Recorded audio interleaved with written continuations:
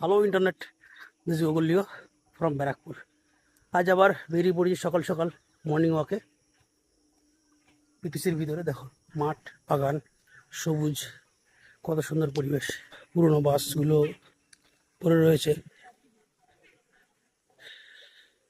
এদিকে সুন্দর মাঠ।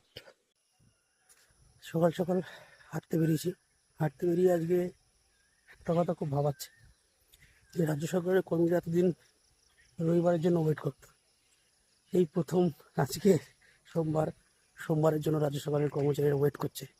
দেখা যাক, সবারই ভাগ্য নির্ভর করছে কী ঘোষণা হয় কি না হয়। সে সাথে সবাই যেমন রয়েছে, আমিও রয়েছি।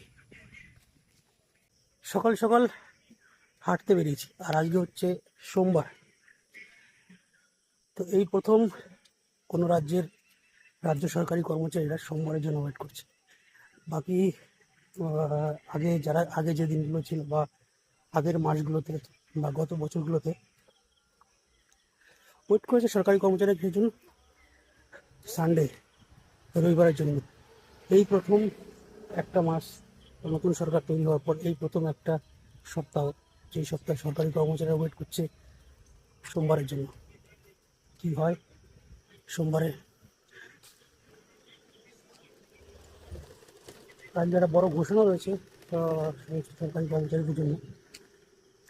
দেখা যাক সেই এই ঘোষণার নির্ভর করছে আমাদের ভবিষ্যৎ, সরকারি কর্মচারীদের ভবিষ্যৎ। আমি অপেক্ষায় রয়েছি কি হয় আজকে, কি ঘটে। আশা করি ভালো কিছু ঘটবে, কারণ আমরা তো দীর্ঘদিন ধরে বঞ্চিত, অনেক দিন ধরেই বঞ্চিত রয়ে গেছি। শুধু আমি বলে নয়, সমস্ত রাজ্য সরকারের সমস্ত কর্মচারীরা, ওয়েস্ট বেঙ্গল, সারা ভারতের নয়, ওয়েস্ট বেঙ্গলের সরকারি কর্মচারীরাই মানে প্রচুর পরিমাণে বঞ্চিত। তো সেই বঞ্চনা থেকে আজকে হয়তো মুক্তির দিন আসবে, আজকে হয়তো আমরা মুক্তি পাবো। খুব ভালো একটা দিন আজকে ওয়েট করছি। আর চলেও এসেছি শিবঘাটে। এই হচ্ছে আমাদের ব্যারাকপুরের সেই শিব ঘাট। দেখাবো তোমাদের। শিবঘাটে এসেছি শিব ঠাকুরের কাছে প্রার্থনা করতে, যে আমাদের জন্য যেন ভালো কিছু হয়, ভালো কিছু ঘোষণা হয়।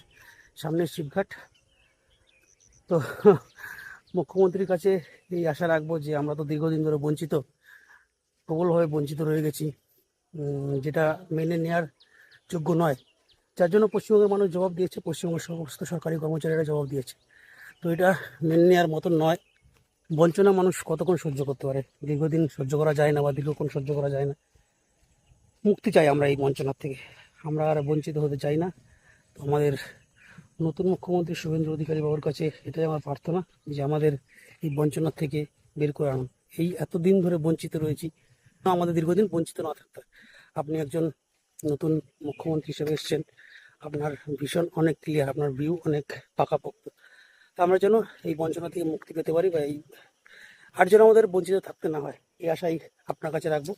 আর ওই লাস্ট একটাই কথা, ভালো থাকো, সুস্থ থাকো, পাকা রাস্তায় কখনোই দিশাহারা নয়। Good bye.